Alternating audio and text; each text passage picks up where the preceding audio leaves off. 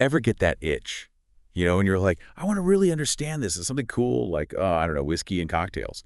But then you look at the mountain of articles, books, videos, and just information overload. What if you could just skip to the good part, those like aha moments? That's what we do here.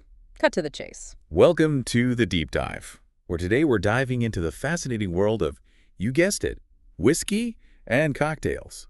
We've got a whole pile of research here, ready to give you the inside scoop, the need to know on this liquid gold. And we mean everything from the history of how these drinks came to be, the actual science of making them, to the art of mixing them up into something really special. Let's be clear right off the bat. When we say whiskey, we're talking the whole family, yeah.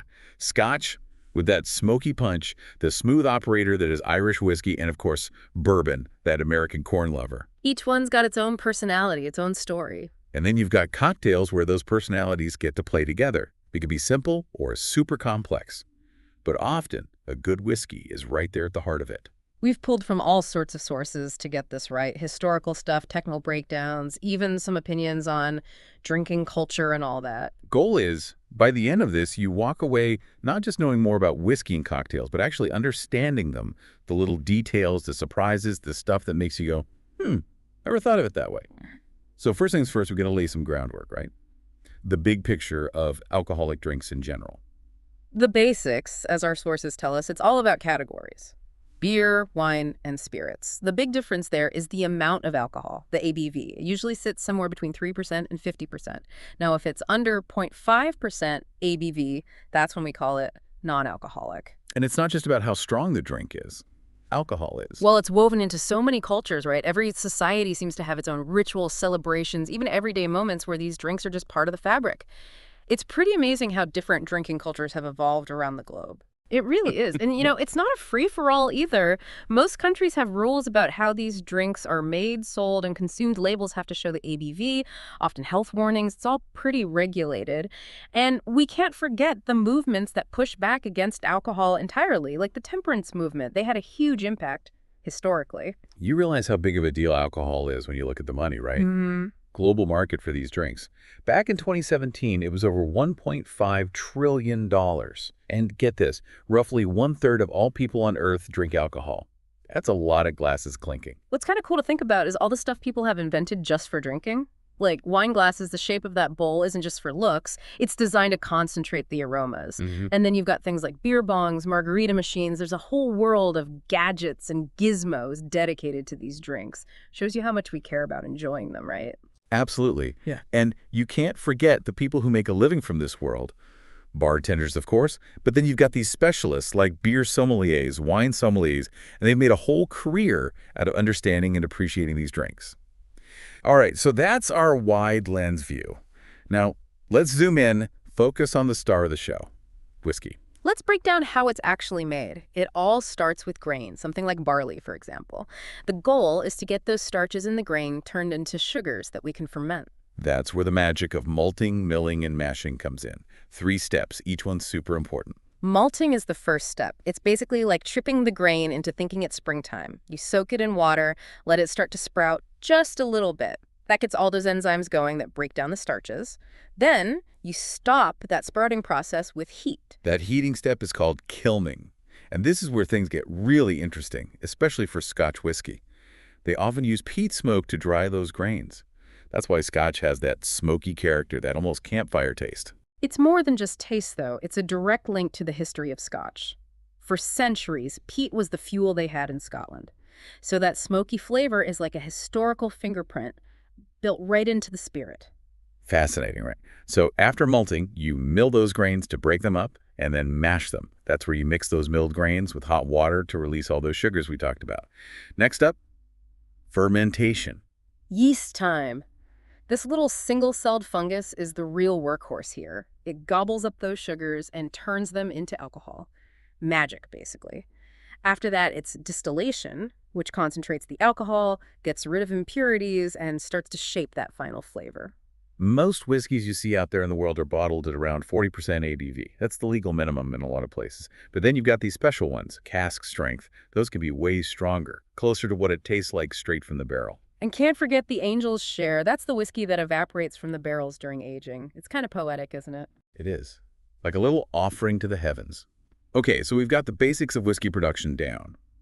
But each type of whiskey has its own unique story, its own set of rules and traditions. Let's start with Scotch, shall we? Now, this one has quite the royal history. Turns out King James V was a big fan. We're talking way back in the 1500s.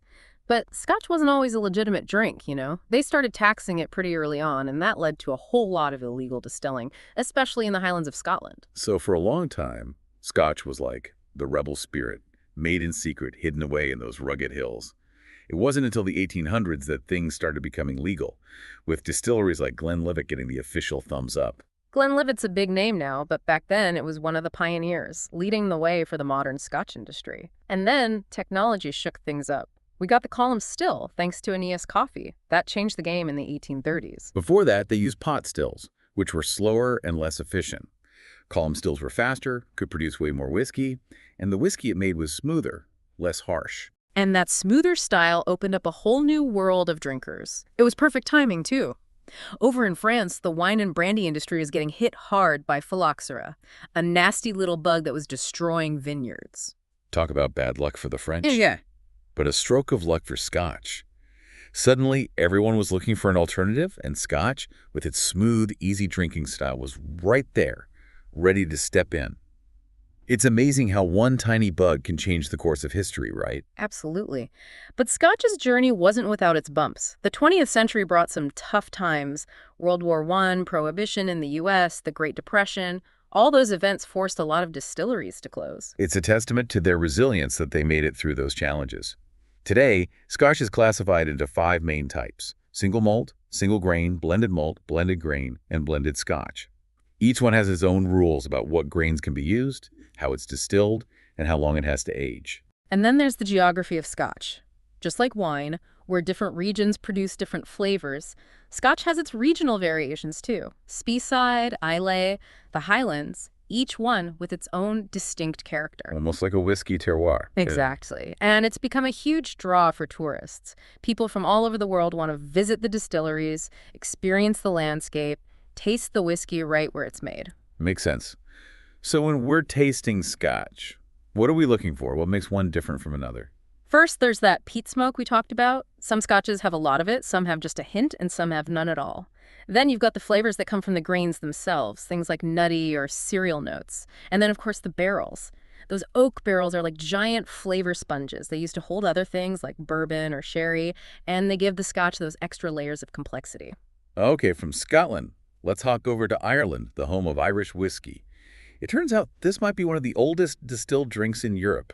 Talk about history in a glass. Yep, we're going back to the 12th century here. Irish monks were experimenting with distillation, probably learned it from their tribals. But the early whiskey was pretty different from what we know today. It wasn't aged, and they often add herbs for flavor. More like an herbal infusion than a proper whiskey, huh? And one of the big differences between Irish whiskey and Scotch is that smoothness, that lack of harshness. Why is that? It comes down to peat. Irish whiskey rarely uses peat in the malting process, so you don't get that smoky flavor. There are a few exceptions, like Connemara, but generally speaking, Irish whiskey is all about that smooth, easy drinking experience. So the whiskey equivalent of velvet, right? So what are the hard and fast rules about Irish whiskey? What makes it official? A few key things. First, it has to be made from malted barley, though they can add other grains too. It has to be distilled to less than 94.8% ABV. And then the aging. At least 3 years in wooden casks, no bigger than 700 liters. 3 years in oak. That's where a lot of the character comes from. Okay, last stop on our Whiskey World Tour, America. Bourbon time.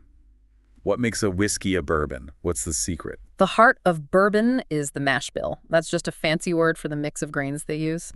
For bourbon, corn has to be the king. At least 51% corn, that's the law. They also have rules about how strong the whiskey can be when it goes into the barrel, no more than 125 proof. And speaking of barrels, bourbon has some strict rules about those too, right? Oh yeah, new charred oak barrels every time. They can't reuse barrels for bourbon, which makes it different from a lot of other whiskeys, and that new oak gives bourbon a lot of its flavor, vanilla, caramel, that kind of sweetness. I've seen some terms like bottled in bond and barrel proof thrown around. What's the deal with those? Bottled in bond is a special designation. It means the bourbon is 100 proof, which is 50% ABV, and it has to meet some other strict requirements, like it has to be from one distillery, one season, aged for at least 4 years in a government warehouse. It's like a guarantee of quality and tradition. And then you've got barrel proof or cask strength. That's the bourbon straight from the barrel, basically. No watering down, no messing around. Talk about strong stuff. Our sources mentioned something about hazmat bourbon, too. What on earth is that? Yeah, that's the really crazy stuff. Over 140 proof, so strong they basically call it hazardous material. It's super rare because of the rules about how strong it can be when it goes into the barrel. Intense. All right, we've covered the big three: Scotch, Irish, bourbon. But whiskey isn't just for sipping neat. It's also a key ingredient in a whole world of cocktails and mixed drinks.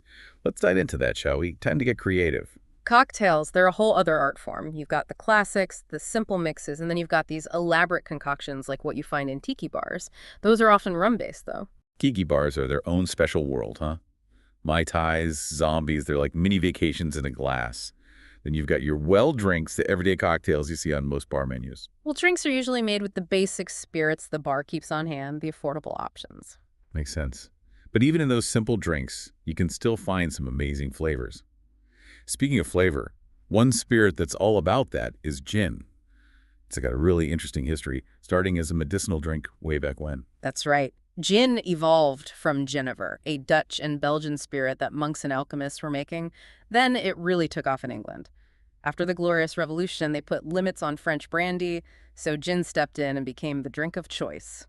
And that led to the gin craze in England, which, as our sources tell us, was a wild time. Gin was cheap and plentiful, which wasn't always a good thing.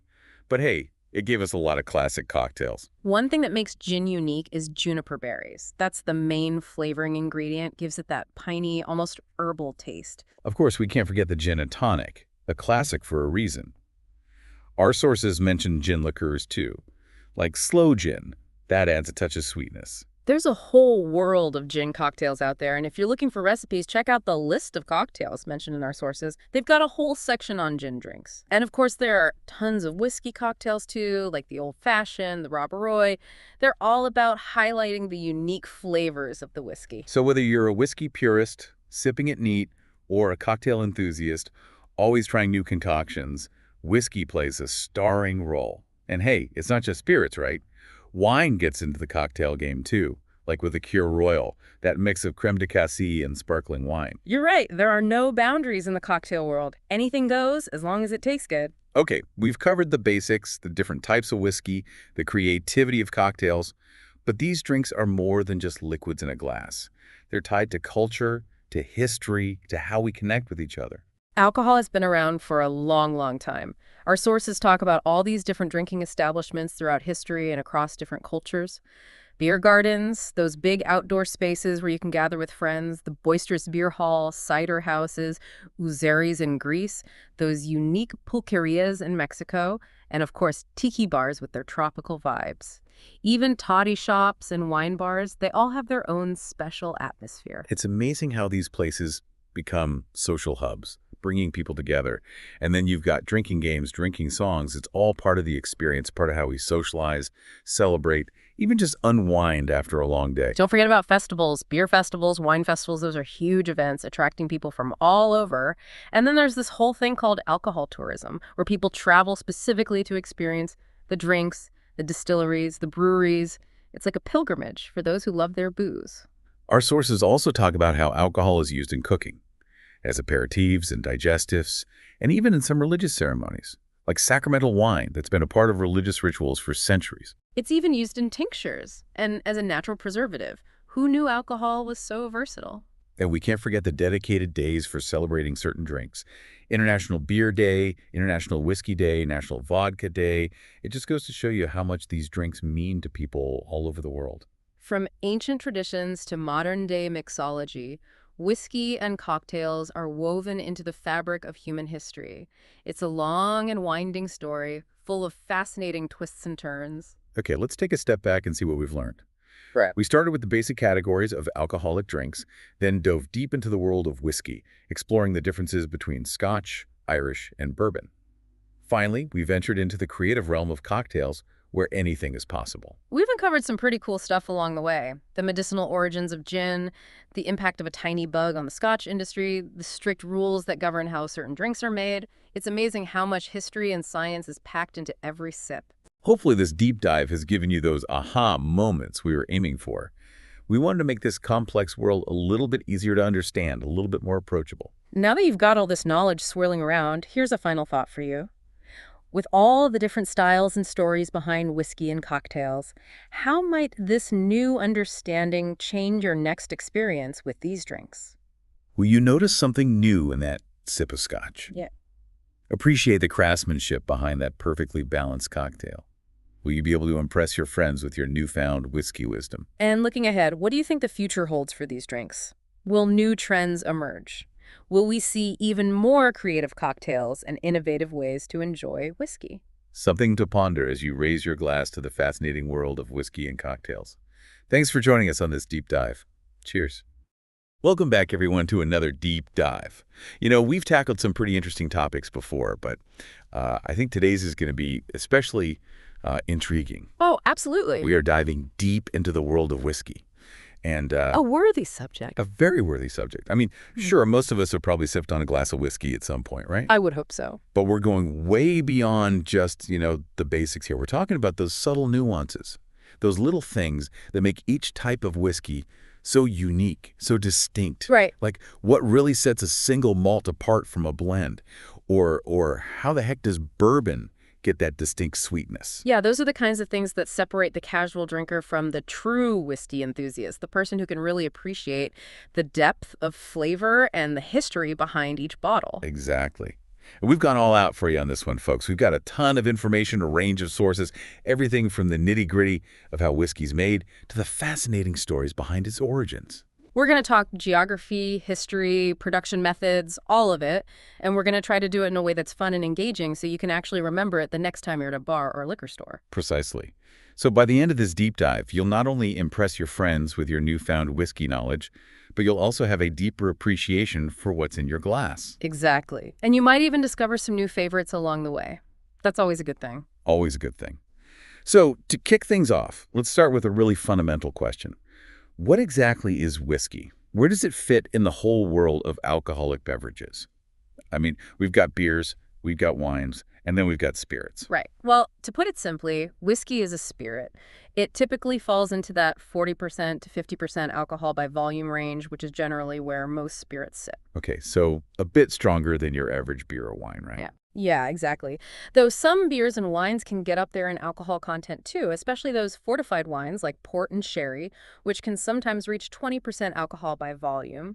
But on average, beers are usually around 3 to 8%, wines around 12 to 15%, and spirits, including whiskey, are typically above 40%. Gotcha. So when we talk about whiskey, we're talking about a drink with a bit more oomph to it. Exactly. And to fully grasp what makes whiskey so special, it helps to understand a bit about the history of distillation itself. Right, because whiskey doesn't just magically appear, right? There's a whole process involved. Absolutely.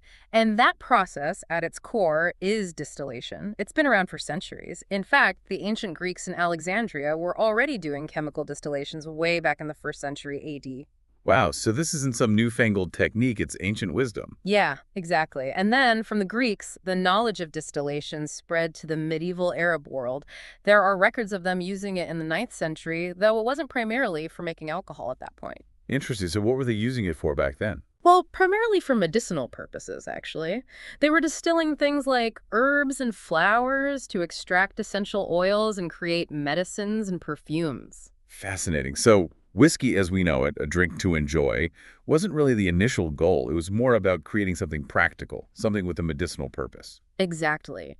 And it wasn't until around the 12th century that the knowledge of distillation finally made its way to Europe, again, through the Arabs. And even then, it was mainly used for medicinal purposes initially. So it seems like whiskey has a bit of a Dr. Jekyll and Mr. Hyde backstory. Yeah, you could say that. But eventually, of course, people realized that this distilled spirit could be more than just medicine. Right. It had potential for, shall we say, a little bit of fun. Exactly. But the transformation from medicinal tonic to recreational drink is a whole other story, one that's intertwined with culture, economics, and the evolution of tastes. A story for another deep dive, perhaps. Maybe so. But for now, let's focus on how those basic grains that we talked about actually get turned into the diverse array of whiskeys we know today. Okay, so we start with grain. We do, usually barley. And the first step is to convert the starches within those grains into fermentable sugars. This is done through a combination of malting, milling, and mashing. Okay, so 3 M words, each with a specific role to play. Exactly. Malting is the first and perhaps the most crucial stage. It all starts by soaking the barley grains in water for about 3 days. Then, the soaked grains are spread out on a malting floor. A malting floor, like a giant dance floor for barley. Uh-huh. Well, not quite. It's more like a large, well-ventilated room where the grains are allowed to germinate. Think of it as waking up the barley, getting it ready for the next stage. Okay, so germination is like the barley's wake-up call. And this is where the magic of converting those starches into sugars really begins. Precisely. During germination, enzymes within the barley start breaking down those complex starches into simpler sugars. This is the key because it's those sugars that yeast will later feed on to produce alcohol during fermentation. Uh-huh. So we're essentially prepping the barley to become a feast for the yeast. Interesting. But there's got to be a way to control this germination process, right? It can't just go on forever. You're right, we need to stop it at just the right time. And that's where kilning comes in. Kilning is basically drying the germinated barley, using hot air to halt the germination process and preserve those precious sugars. Okay, so kilning is like hitting the pause button on the barley's growth spurt. Exactly. And here's where things start to get really interesting, especially when we talk about Scotch whiskey. Because Scotch, as we all know, has this reputation for being a bit smoky. Exactly. And that smokiness comes from the way the barley is kilned. In many Scotch distilleries, the hot air used for kilning is generated by burning peat. Peat. Remind us what peat is again. Peat is basically partially decayed vegetation that accumulates over centuries in bogs and wetlands. It's like nature's compressed compost. Okay, so they're burning this ancient plant matter to dry the barley. Interesting. Yeah, and when peat burns, it releases a ton of compounds, including phenols, with guaiacol being a key one. These compounds get absorbed by the barley during kilning, and they're what gives Scotch whiskey its distinctive smoky aroma and flavor. Wow, so the smokiness of Scotch is literally the taste of ancient history. Yeah, it's pretty incredible. And this is one of the things that makes Scotch whiskey so unique. The level of peat used during kilning can vary significantly from distillery to distillery, which leads to a huge range of smoky flavors. So from light and subtle to full-on campfire. Exactly. There's a whole spectrum to explore. I love that. So the barley's been malted, it's been kilned. What happens next in this whiskey-making journey? Well, the next step is milling, which is basically grinding the malted barley into a coarse flour called grist. Okay, so we're turning it into barley flour, essentially. Yes, and then this grist is mixed with hot water in a process called mashing. This is where we extract all those sugars we talked about. So we're making a sort of barley tea, I guess? Yeah. And this sweet barley tea is what's going to get fermented into whiskey. Exactly. But the journey doesn't end with fermentation. After fermentation, the liquid, which is now a weak beer called wash, is distilled. Distillation, that's where the real alcohol magic happens, right? Exactly. Distillation is the process of separating alcohol from water by heating the fermented liquid. Alcohol has a lower boiling point than water, so it vaporizes first. This vapor is then collected and cooled, condensing back into a liquid that has a much higher alcohol concentration. So we're essentially concentrating the alcohol, getting rid of some of that water. Precisely. And there are different types of stills used for distillation, which we can talk about later. But for now, let's just say that distillation is the key to turning that fermented wash into something that resembles whiskey. Okay, so we've got our distilled spirit. It's got a higher alcohol content now. Are we done? Is that whiskey? Well, not quite yet. It might look and smell like whiskey, but it doesn't have the depth of flavor and complexity that we associate with a good whiskey. Yeah. That comes from maturation. Maturation, right. That's where those oak barrels come in, the ones we always see in pictures of distilleries. Exactly. Maturation is the process of aging the distilled spirit in oak barrels for a certain period of time, anywhere from a few years to decades. And what's so special about these oak barrels? Why not just age it in stainless steel tanks or something? Well, oak barrels do a few crucial things. First, they allow the whiskey to breathe very slowly. Oxygen interacts with the spirit, mellowing it out and developing more complex flavors. So it's not just about storage, it's about a slow, controlled interaction with the outside world. Exactly. And second, oak wood itself contains a variety of compounds that are extracted into the whiskey during maturation.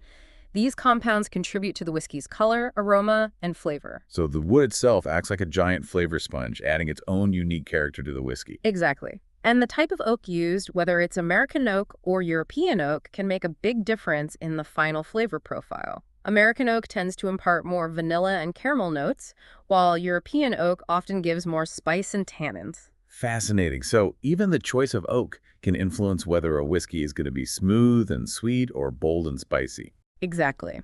And then there's the history of the barrels themselves. Many whiskey barrels are actually used barrels. They may have previously held bourbon, sherry, various wines, port, Madeira, even rum. Wait, so they're reusing barrels. What's the reasoning behind that?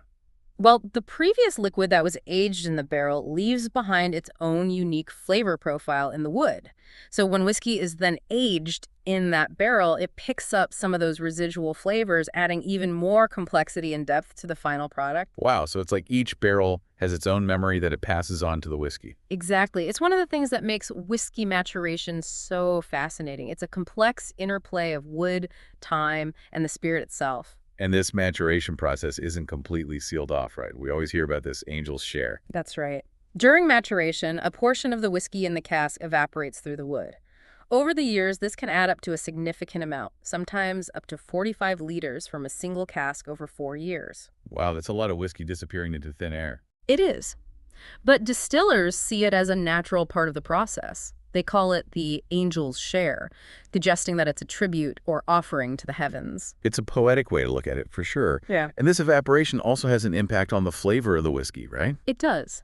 As the whiskey evaporates, the remaining liquid becomes more concentrated, which can intensify the flavors. So in a way, the angels are helping to create a more flavorful whiskey. You could say that.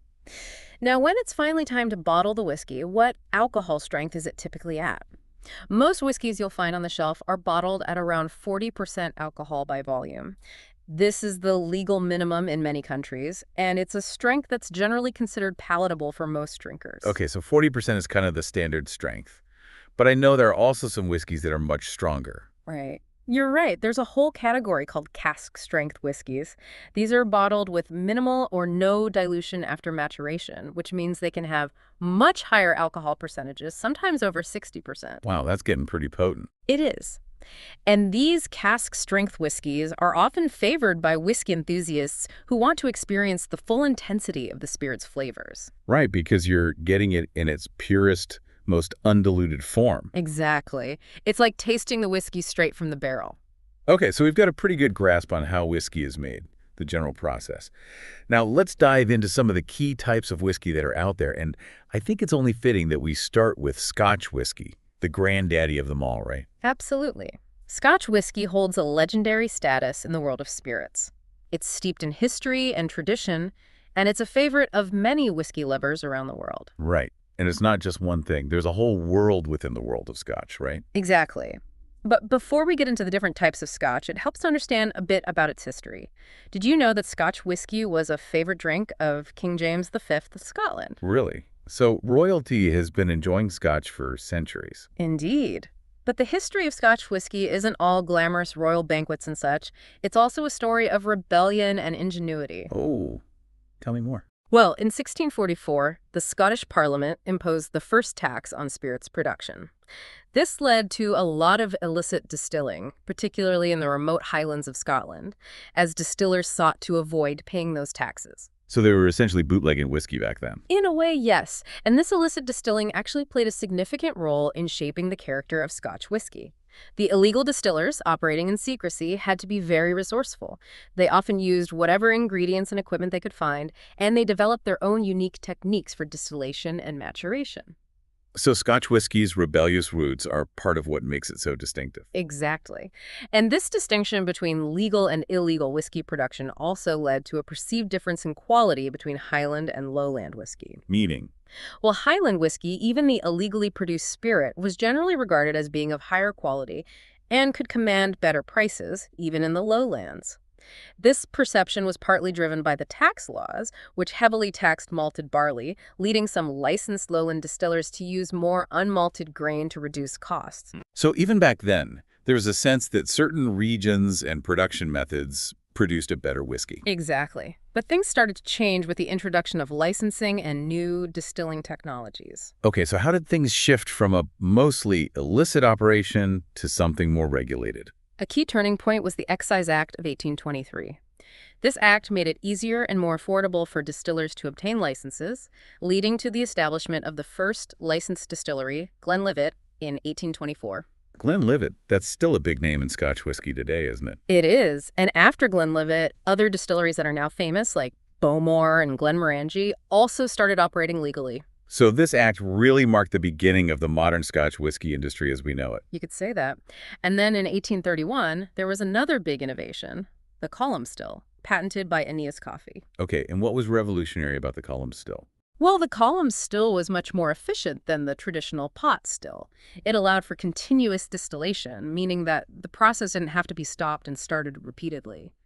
This led to a significant increase in production capacity. So the column still made it possible to produce much more whiskey, much more quick. Exactly. And it also had an impact on the flavor profile of the whiskey. The column still produced a smoother, lighter-bodied spirit, which appealed to a wider range of drinkers. Interesting. So the column still not only increased production, but also broadened the appeal of Scotch whiskey. Exactly. And then, as if things weren't already going well for Scotch whiskey, something unexpected happened in the late 19th century. A disaster in France. A disaster that helped Scotch whiskey. How so? Well, in the late 1800s, French vineyards were devastated by the phylloxera epidemic, a tiny insect that attacks grapevines. This epidemic wiped out a huge portion of French grape production, leading to a shortage of wine and brandy. So people needed something else to drink, and Scotch whiskey stepped in to fill the void. Exactly.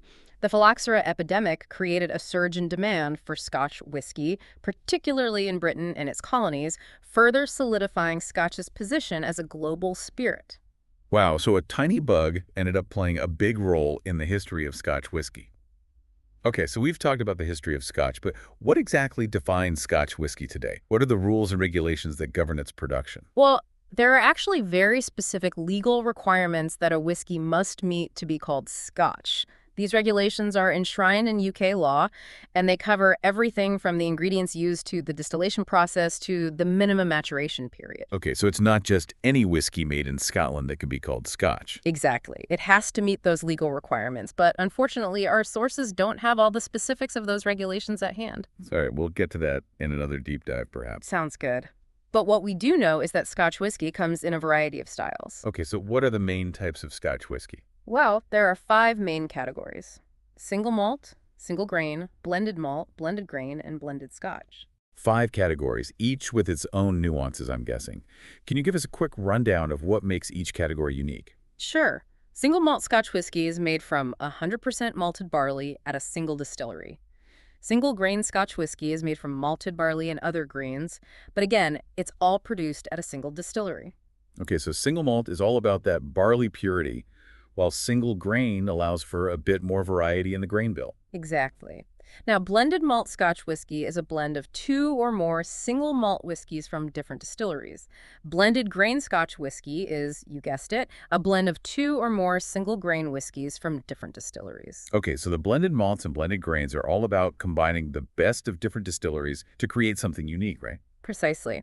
And finally, blended Scotch whiskey is a blend of 1 or more single malt whiskeys with 1 or more single grain whiskeys. Ah, so blended Scotch is kind of a mixed bag, bringing together the best of both worlds, the single malts and the single grains. Exactly. It's the most common type of Scotch whiskey, and it offers a wide range of flavor profiles. Right.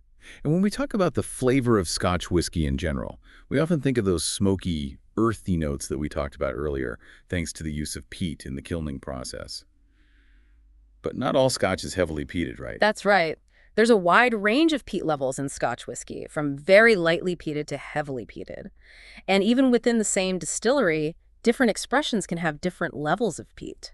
So there's a whole spectrum of flavors to explore within Scotch whiskey. It's not just one monolithic thing. It's fascinating how much variety there is within this one category of whiskey. Absolutely. And that's one of the things that makes Scotch whiskey so captivating. There's always something new to discover. All right, well, let's shift gears a bit now and talk about another prominent player in the world of whiskey, Irish whiskey. A fine choice. Irish whiskey is considered one of the earliest distilled drinks in Europe, with its origins believed to date back to around the 12th century. Legend has it that Irish monks who had traveled to the Mediterranean region around 1000 AD brought back the knowledge of perfume distillation and adapted those techniques to create a drinkable spirit. So Irish whiskey also started out with a more practical medicinal purpose, similar to Scotch. Indeed. And this early Irish whiskey would have been quite different from the aged spirit we know today. It was likely unaged and often infused with various herbs for flavor. So it's come a long way since those early days. Now, what sets Irish whiskey apart from Scotch in terms of flavor? One of the main differences often cited is that Irish whiskey tends to have a smoother finish compared to many Scotch whiskies. This is largely because peat is used less frequently in the malting process in Ireland. While peat is a signature element in many Scotch expressions, it's less common in Irish whiskey production. So Irish whiskey generally has a gentler, less smoky profile. Yes, you could say that, but of course, there are always exceptions. There are some peated Irish whiskeys out there, like the Connemara peated Irish malt, which proves that Irish whiskey also offers a range of styles. Okay, so it's not a hard and fast rule, but generally speaking, Irish whiskey is less smoky than Scotch. And are there any other regulations that define what can be called Irish whiskey? Yes, there are. To be legally called Irish whiskey, it must meet a few specific requirements. Such as? Well, firstly, it must be made in Ireland, of course. And the mash bill, which is the mix of grains used, must contain malted barley. It can also include other cereal grains, but malted barley must be present. Okay, so barley is a must-have ingredient. What else? It must be mashed, fermented, and distilled to an alcoholic strength of less than 94.8% alcohol by volume. Okay, so there's a limit on how strong it can be when it comes off the still. Right, and after distillation, it needs to be aged for at least 3 years in wooden casks. 3 years, that's quite a while. Yeah, it is, and during that aging process, it has to retain the aroma and taste derived from the production process, so no artificial flavorings or anything like that. So it has to be the real deal, no shortcuts allowed. Exactly, and finally, it must be bottled at a minimum strength of 40% alcohol by volume. Okay, so there are some pretty specific rules that define what can be called Irish whiskey. Yes, there are, and these rules help to ensure the quality and authenticity of Irish whiskey. They're part of what gives Irish whiskey its distinctive character and reputation. Right. Well, we've journeyed through Scotland and Ireland, so now let's hop across the Atlantic and explore another whiskey powerhouse, the United States, the home of bourbon whiskey. What sets bourbon apart from its Scotch and Irish cousins? Bourbon also has a very specific set of rules that must be followed. First and foremost, it must be made in the United States.